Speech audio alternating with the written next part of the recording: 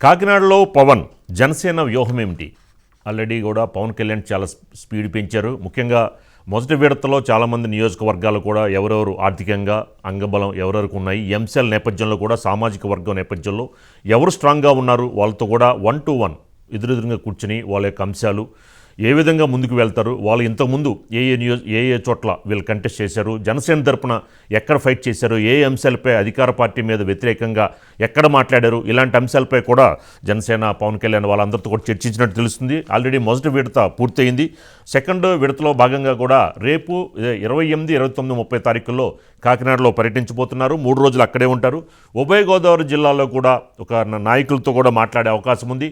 ఈ నేపథ్యంలో కూడా సంక్రాంతి తర్వాత ఎన్ఎస్ అయ్యే అవకాశాలు ఉన్న నేపథ్యంలో ఈసారి కాపు సామాజిక వర్గమే కాకుండా బీసీ, ఎస్సీ, ఎస్టీ, మైనారిటీ వాళ్ళతో కూడా చర్చించి మరి వాళ్ళలో కూడా నాయకులు ఎవరు ఉన్నారు, కంటెస్ట్ చేయడానికి ఎవరు ఇంట్రెస్ట్ చూపెడుతున్నారు, అంశాలపై కూడా వాళ్ళతో చర్చించే అవకాశం ఉంది. దీని మీద మనకి మరింత సమాచారం మా ఏపీ బ్యూరో చీఫ్ మురళి అందిస్తారు. మురళి, ఎలా ఉండబోతోంది? జగన్ వ్యూహం ఏంటి?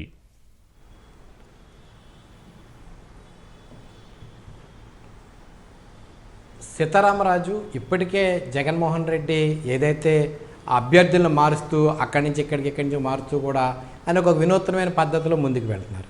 ఇక మరొక వైపు జనసేన పార్టీ మాత్రం రాబోయే ఎన్నికల్లో గెలుపు గుర్రాలనే ముందుంచాలని చెప్పేసి ఇప్పటికే రాష్ట్ర వ్యాప్తంగా దాదాపుగా కూడా 18-19 నియోజకవర్గాల్లో ముఖ్య నాయకులను పిలిచి ఆయన 1-to-1 మాట్లాడటం జరిగింది. ఇప్పుడు సెకండ్ ఫేజ్లో ఈ యొక్క అభ్యర్థుల ఎంపికకు సంబంధించి పవన్ కళ్యాణ్ మరింత వేగం పెంచారని భావించవచ్చు. ఎందుకంటే ఇప్పుడు జిల్లాల వారీగా సమీక్షలు చేసి అక్కడ అభ్యర్థుల ఎంపిక పూర్తి చేయాలని నేను భావిస్తున్నట్టుగా మనకు సమాచారం ఉంది. ఈ నేపథ్యంలో భాగంగానే రేపు సాయంత్రానికి ఉమ్మడి తూర్పుగోదావరి జిల్లా కాకినాడ చేరుకుంటారు.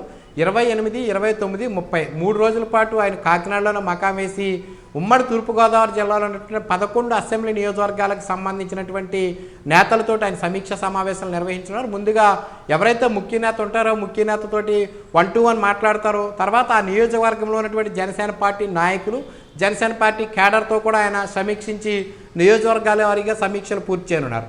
అయితే ఏదో ఫస్ట్ పేజ్లో మంగళగిరిలో నిర్వహించినటువంటి ముఖ్య నేతలతో సమావేశంలో 6 నియోజకవర్గాల్లో ఆయన సమీక్ష పూర్తి చేశారు.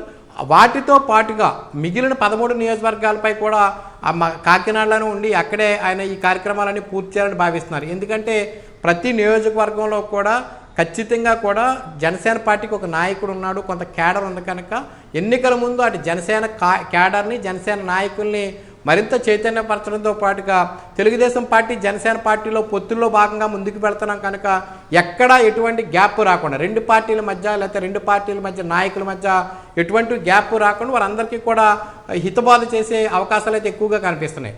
అదేవిధంగా కూడా జనసేన పార్టీకి సంబంధించినటువంటి పోటీ చేయాలనుకున్నటువంటి నియోజకవర్గాలు కానీ లేకపోతే పొత్తులో జనసేన పార్టీకి వచ్చే నియోజకవర్గాలు ఏవైతే ఉంటాయో అక్కడ వారి అభ్యర్థులు ఎట్లా ఉండబోతున్నారు, ఆ అభ్యర్థికి ఉన్నటువంటి బలాబలాలు ఏమిటి, అక్కడ ఉన్నటువంటి సామాజిక సమీకరణాల ఓటింగ్ శాతం ఎలా ఉంది, గతంలో 2019లో అక్కడ జనసేన పార్టీకి ఎన్ని ఓట్లు వచ్చినాయి, అంతకుముందు ప్రజారాజ్యం సమయంలో కానీ లేకపోతే 2014లో కూటమికి ఎన్ని ఓట్లు వచ్చినాయి అనే అంశాలపై అన్నిటినీ బేరేజు వేసుకుంటూ ఆ ప్రాంతానికి, ఆ నియోజకవర్గానికి ఎవరైతే సరైన అభ్యర్థి అనే అంశాన్ని పరిశీలించేందుకు పవన్ కళ్యాణ్ సన్నద్ధమయ్యారు. ఇందులో భాగంగానే ముందు జిల్లాల వారీగా అంటే మంగళగిరిలో నుంచి సమీక్షిస్తే కనుక జిల్లాల నుంచి రావాలంటే చాలా ఎక్కువ దూరం ప్రయాణం చేయవలసి ఉంటుంది, ఎక్కువ మంది రావాల్సి ఉంటుంది. కనుక ముందుగా ఒక తూర్పుకి వెళ్ళి తూర్పుగోదావరి జిల్లా నుంచి ప్రారంభించాలని చెప్పి ఆయన సంకల్పించి తూర్పుగోదావరి జిల్లా ప్రారంభించుతున్నారు. 28వ తేదీ నుంచి 3 రోజుల పాటు ఆయన అక్కడే ఉండి ఉమ్మడి తూర్పుగోదావరి జిల్లాలో 19 అసెంబ్లీ నియోజకవర్గాలపై పూర్తి స్థాయి కూడా సమీక్ష సమావేశం నిర్వహించుకోనున్నారు.